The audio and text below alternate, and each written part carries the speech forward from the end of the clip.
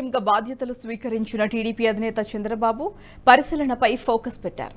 ఈ రోజు తన కేబినెట్లోని 24 మంత్రులకు శాఖలు కేటాయించారు.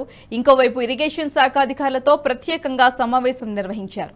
ప్రభుత్వం ప్రతిష్టాత్మకంగా పోలవరం ప్రాజెక్టు సహా రాష్ట్రాల్లోని వివిధ ఇరిగేషన్ ప్రాజెక్టుల నిర్మాణాల స్టేటస్ ను అడిగి తెలుసుకున్నారు సీఎం చంద్రబాబు. పోలవరం ప్రాజెక్టును చంద్రబాబు సందర్శించే అవకాశం ఉంది. ఇక శ్వేతపత్రాల విడుదలకు కూడా సిద్ధమవుతున్నట్లుగా తెలుస్తోంది. మంత్రి నిమ్మల రామానాయుడుకు జలవనరుల శాఖ కేటాయించినందుకు హర్షం వ్యక్తం చేస్తూ సంబరాలు చేసుకున్నారు.